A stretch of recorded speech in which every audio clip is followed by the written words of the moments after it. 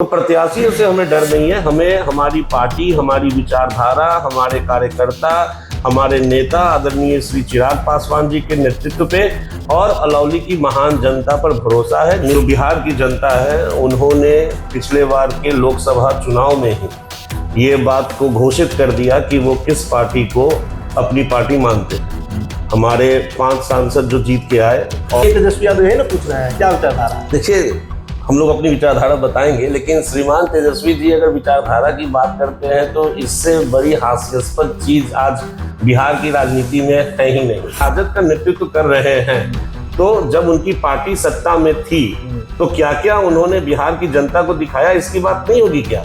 होगी। तो कहां से इनकी तो खुद विचारधारा ना इधर की है ना उधर की है। महागठबंधन में चर्चा है कि पशुपति कुमार पारस को 5 सीटें मिलने जा रही हैं। कल हमने आपको खबर भी दिखाया था। सीटें ऐसी हैं जिन सीटों पर चिराग पासवान के प्रत्याशी भी मैदान में उतरने वाले हैं। अब गोविंदगंज सीट की बात कीजिए, राजू तिवारी जो प्रदेश अध्यक्ष हैं वो वहां के दावेदार हैं, सबसे बड़े दावेदार हैं, विधायक भी रहे हैं एक बार। अलौली सीट रामविलास पासवान जहां से पहली बार विधायक बने, जहां से कई बार पशुपति कुमार पारस विधायक बने, उस सीट पर भी दावेदारी है। वहां से तो खुद जो पारस जी के लड़के हैं यशराज पासवान वो चुनाव लड़ेंगे। कल्याणपुर सीट रिजर्व सीट है समस्तीपुर का, वहां से प्रिंस राज पासवान के लड़ने की चर्चा है। लखीसराय से चर्चा है कि सूरजभान सिंह के भाई लड़ेंगे या उनकी पत्नी लड़ेंगी। तो मतलब 5 सीट जो पशुपति कुमार पारस मांग कर रहे हैं, लगभग सभी सीटों पर एनडीए की तरफ से चिराग के ही पहलवान जो है वो मैदान में उतरेंगे। अब इसे क्या कहा जाए? इसे आप रणनीति कहिएगा कि पशुपति कुमार पारस वैसी ही सीटें चाह रहे हैं जिन सीटों पर चिराग, मतलब अब तक जो होता है ना कि पारिवारिक द्वंद्व जो है वो क्या सुलझा नहीं है, क्या अभी भी बदला लेना चाहते हैं पशुपति कुमार पारस? इस पर हम चर्चा करेंगे। हमारे साथ लोजपा के नेता राहुल साहब मौजूद है और इसके अलावा वीटो पर भी हमारी चर्चा होगी। जिस ब्रांड को लेकर, जिस नाम को लेकर चिराग पासवान इन दिनों बिहार में कई शोज भी हो रहे हैं, प्रोग्राम भी चल रहा है, राहुल जी वो टशन अभी तक कम नहीं हुआ है पारिवारिक जो है। अब देखिए ना, अलौली सीट देख लीजिए, कल्याणपुर देख लीजिए, गोविंदगंज देख लीजिए, लखीसराय देख लीजिए, चर्चा है कि मोकामा भी लड़ेंगे। खैर मोकामा पे तो पता नहीं कौन लड़ेगा, लेकिन 4 सीटों पर बड़ा क्लियर है कि फाइट एकदम चाचा भतीजे की पार्टी के मतलब फेस टू फेस होने जा रहा है। तो वो जो एक मतलब पारिवारिक खींचतान है वो खत्म नहीं हुआ अभी तक। नहीं, कोई पारिवारिक खींचतान नहीं है। चुनाव है, बिहार विधानसभा चुनाव आने वाले हैं और लोकतंत्र है, सभी लोग स्वतंत्र हैं अपने अपने उम्मीदवार को खड़ा करने के लिए। और लेकिन जहां तक बात अगर आप लोक जनशक्ति पार्टी रामविलास की कीजिएगा, तो जो बिहार की जनता है उन्होंने पिछले बार के लोकसभा चुनाव में ही ये बात को घोषित कर दिया कि वो किस पार्टी को अपनी पार्टी मानते हैं। हमारे 5 सांसद जो जीत के आए और जो रैलियों के दौरान अभी भी जो अपार समर्थन हमारे नेता आदरणीय श्री चिराग पासवान जी को पूरे बिहार में मिल रहा है, तो चीजें कहीं से कुछ छुपी हुई नहीं है। ये जग जाहिर हो चुकी है कि बिहार की महान जनता और हमारे कोर वोटर जो आदरणीय स्वर्गीय श्री रामविलास पासवान जी के जमाने से हमारी पार्टी के साथ है, वो आज भी चट्टानी एकता के साथ हमारी पार्टी के साथ है। नहीं, वो भी तो लोक जनशक्ति पार्टी ही है, बस उसके आगे राष्ट्रीय लगता है, आप लोग के अंत में रामविलास लग जाता है। नहीं, इसीलिए तो मैंने कहा कि जो महान जनता के अदालत में जो फैसला होता है चुनाव में, उसी से हकीकत जानी जाती है।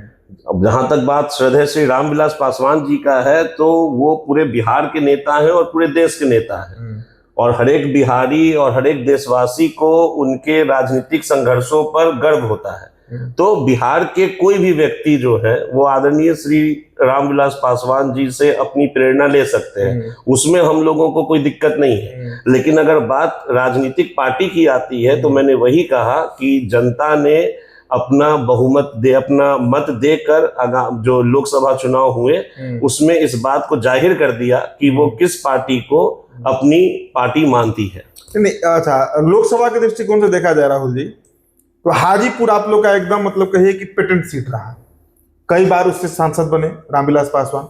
और विधानसभा के दृष्टिकोण से देखा जाए तो अलौली वो सीट है जहां पर मतलब 50-60 सालों से कहिए कि पासवान परिवार का दबदबा रहा है, वहीं से राजनीति ही शुरू किए रामविलास पासवान। हमेशा अलौली का जिक्र करते हैं, शहरबन्नी का जिक्र करते हैं चिराग पासवान। अब अलौली सीट पर पशुपति कुमार पारस तो चोटी का जोड़ लगा देंगे, उनके सुपुत्र लड़ रहे हैं। उस सीट को लेकर मेन खींचतान है। लोकसभा तो आप लोगों ने ले लिया, हाजीपुर चिराग का है, लेकिन अलौली पर क्या होगा? ये अलौली पर भी हमारे ही प्रत्याशी जीतेंगे। अलौली की महान जनता शुरू से, जैसा आपने बताया, अलौली हो गए, चाहे सहरबन्नी हो गया, चाहे हाजीपुर हो गया, ये सारी जगह हमारे नेता स्वर्गीय श्री रामविलास पासवान जी के काफी करीब था। और यहाँ की महान जनता ने शुरुआत के दिनों में हमारे नेता को समर्थन भी दिया। हमारी पार्टी कृतज्ञ है अलौली, सहरबन्नी या फिर हाजीपुर की महान जनता की। और हमें जब जब मौका मिला है हम लोगों ने यहाँ की महान जनता की सेवा भी की है। तो अब चुनाव है तो कोई ना कोई तो प्रत्याशी होंगे ही, तो प्रत्याशियों से हमें डर नहीं है। हमें हमारी पार्टी, हमारी विचारधारा, हमारे कार्यकर्ता, हमारे नेता आदरणीय श्री चिराग पासवान जी के नेतृत्व पे और अलौली की महान जनता पर भरोसा है। निश्चित तौर पर हम लोग वो सीट निकाल के ले जाएंगे। बड़ा सवाल ये भी है कि महागठबंधन में क्या तेजस्वी यादव के पास कोई दलित चेहरा नहीं था, तो क्या पारस जी को इसलिए लाया गया है कि वो चिराग को टक्कर दे सके? नहीं, चिराग जी को कौन टक्कर देगा आज के दिन? पशुपति कुमार पारस एक सब कहने वाली बात है। जो अपार समर्थन मिल रहा है आदरणीय श्री चिराग पासवान जी को बिहार से, आप लोगों भी ने भी कवर किया है। जो राजगीर में रैली हुई, वहां जिस तरीके से युवाओं का हुजूम उमड़ा आदरणीय श्री चिराग पासवान जी के लिए, छपरा में जो हम लोगों की रैली हुई, वहां जिस तरीके का जन समर्थन हमें मिला, ये सब बात दोहराती है कि आज के दिनों में हमारे नेता आदरणीय श्री चिराग पासवान जी बिहार के बहुचर्चित और साथ ही साथ एक्सेप्टेबल नेता है। उनके टक्कर का अभी के दिनों में कोई नेता बिहार में नहीं है। बाकी चुनाव हो, चुनाव में कोई ना कोई तो प्रतिद्वंदी होंगे ही, उनसे हमें किसी बात का मतलब। विचारधारा को लेकर तेजस्वी कह रहे हैं कि कोई विचारधारा ही नहीं है चिराग पासवान की। सीधा मतलब इधर तो लगातार एकदम फेस टू फेस वाला बात चल रहा है। चिराग बोलते हैं, तेजस्वी बोलते हैं। चिराग अभी बोल कर गए छपरा में, तुरंत तेजस्वी का जवाब आ गया। देखिए विचारधारा क्या है लुत्फा रामविलास की? ये तेजस्वी यादव है ना पूछ रहे हैं, क्या विचारधारा है? देखिए, हम लोग अपनी विचारधारा बताएंगे, लेकिन श्रीमान तेजस्वी जी अगर विचारधारा की बात करते हैं तो इससे बड़ी हास्यास्पद चीज आज बिहार की राजनीति में है ही नहीं। ये लोग समाजवाद की राजनीति की विचारधारा कहते हैं और गरीब गुरबा का जमीन लिखवा लेते हैं, हजारों करोड़ के मालिक हैं। ये कैसा समाजवाद है? ये लोग A to Z पार्टी होने की बात करते हैं और इन्हीं की पार्टी ने एक बार नारा दिया था, भूला बाल साफ करो। अभी बड़ा फिर लाइमलाइट में आ गया। तो ये भूला बाल साफ करो, ये कहाँ की विचारधारा है? ये लोग संविधान पकड़े हुए रहते हैं कि संविधान बचाएंगे, और जब सत्ता में रहते हैं तो बूथ कैप्चरिंग करवाते थे ना। तेजस्वी कहाँ से इन्वॉल्व है उसमें? अरे तो उस पार्टी का नेतृत्व तो कर रहे हैं ना, तो उस पार्टी की लेगेसी, अगर आप उस पार्टी के विचार से या उनके कार्यों से सहमत नहीं है तो वो पार्टी छोड़ दीजिए, आप दूसरी पार्टी बना लीजिए। अगर आप राष्ट्रीय जनता दल के कामों से आप इत्तेफाक नहीं रखते हैं तो आप छोड़ के नई पार्टी बनाइए ना, फिर उससे उसके विषय में आपसे बात की जाएगी। लेकिन ठीक है, वो तो स्वतंत्र है बनाने के लिए, लेकिन मैं अभी तेजस्वी जी की बात कर रहा हूं। जब वो राजद का नेतृत्व कर रहे हैं, तो जब उनकी पार्टी सत्ता में थी तो क्या क्या उन्होंने बिहार की जनता को दिखाया, इसकी बात नहीं होगी क्या? होगी। तो कहां से इनकी तो खुद विचारधारा ना इधर की है ना उधर की है। जहां तक हमारी बात है, हमने किसी का जमीन नहीं लिखवाया है। और श्री स्वर्गीय रामविलास पासवान जी केंद्र में महत्वपूर्ण पदों को संभाले हैं। हम लोगों पर एक निया का कोई इल्जाम नहीं लगा सकता है कि हम लोगों ने किसी की जमीन लिखवाई है। हम लोगों ने कभी किसी समाज के वर्ग को तिरस्कृत नहीं किया।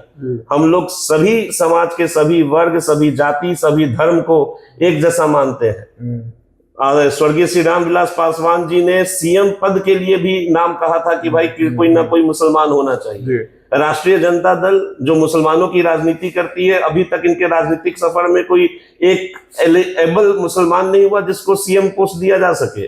तो हम लोगों की जो विचारधारा है वो विचारधारा है बिहार की सेवा करना, बिहार फर्स्ट, बिहारी फर्स्ट। इससे बड़ी विचारधारा कोई नहीं हो सकती। और बीटो क्या है? क्या इससे कल्याण होगा बिहार का? तेजस्वी चिराग पासवान बड़ा इन दिनों एक्टिव है इसको लेकर, और उनकी पार्टी भी चर्चा इस पर कर रही है खूब। देखिए, बीटो जो है वो आदरणीय श्री चिराग पासवान जी के द्वारा चलाया हुआ एक मंच है। बीटो का मतलब हुआ बिहार इंटरनेशनल ट्रेड ऑर्गेनाइजेशन, और ये एक कॉमन प्लेटफॉर्म है। इसके जरिए बिहार के युवा जो किसी भी क्षेत्र में है, जो व्यापार में, जो ट्रेड में अपना भविष्य देखना चाहते हैं, जो कंस्ट्रक्शन में अपना भविष्य देखना चाहते हैं, जो आईटी में अपना भविष्य देखना चाहते हैं, वो सारे इस मंच से जुड़ सकते हैं। ये कॉमन प्लेटफॉर्म है जो कि बायर और सेलर को लिंक करता है। साथ ही साथ इस ऑर्गेनाइजेशन के तहत जगह जगह पे सेमिनार्स लगाए जाते हैं, ताकि जो युवा जिस क्षेत्र में अपना भविष्य देखना चाहते हैं वो उस सेमिनार में जाके उनकी नेटवर्किंग अच्छी हो सके, उनको उस चीजों का ज्ञान ज्यादा मिल सके। तो बीटो जो है वो आज के दिनों में बिहार की युवा को सशक्त करता है और हमारे बिहार फर्स्ट और बिहारी फर्स्ट के विजन के तहत ही आदरणीय श्री चिराग पासवान जी ने इस मंच का इनॉग्रेशन किया है। तो क्या माना जाए, अंतिम सवाल आपसे ले लेते हैं। पारस जी टक्कर नहीं है इस बार भी विधानसभा में? नहीं, बिल्कुल नहीं है। महागठबंधन नहीं है? बिल्कुल नहीं है।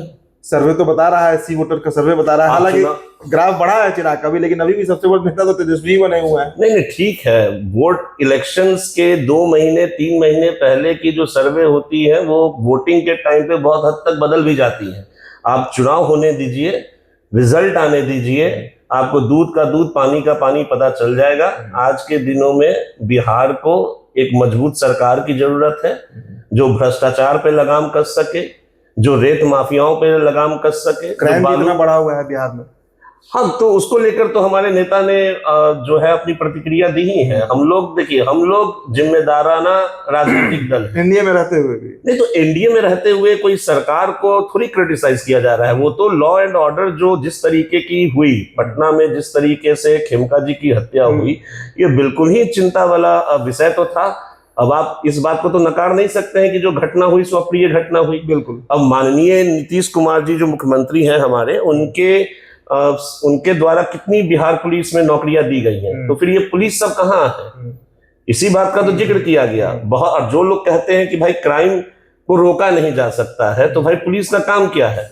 अगर आपने अपराधी को पकड़ ही लिया, बहुत अच्छा काम है, लेकिन अपराधी को पकड़ लेने से खेमका जी वापस तो नहीं आ जाएंगे। तो भविष्य में ऐसी घटना ना घटे, इसी को लेकर हमारे नेता आदरणीय श्री चिराग पासवान जी ने अपनी प्रतिक्रिया दी थी। और मैं तो धन्यवाद देना चाहूंगा अपने नेता का कि उनको ये गट्स है कि he can call spade a spade. जो बात है उन्होंने कहा, और उन्होंने वो बात कहा जो बिहार के सारे लोग उस समय महसूस कर रहे थे। तो ये तो एक सकारात्मक सुझाव है और इसी के तहत जो थी वो बातें कही गई थी। चलिए, तो पशुपति कुमार पारस भी कमर कसे हुए हैं इस विधानसभा चुनाव में। आर्य पार्टी के पिछले लोकसभा में तो फाइट हुआ नहीं क्योंकि पारस जी को आउट कर दिया गया था एनडीए से, मतलब टिकट नहीं दिया गया, लेकिन इस बार वाकई मुकाबला होगा इस विधानसभा में। पशुपति कुमार पारस और चिराग पासवान के प्रत्याशी आमने सामने होंगे। अब इसमें जीत किसकी होगी ये बिहार की जनता तय करेगी। फिलहाल चर्चा में इतना ही। प्रणाम, उदित तारण, द बिहार टॉपर वीडियो आप देख रहे थे। बहुत बहुत शुक्रिया।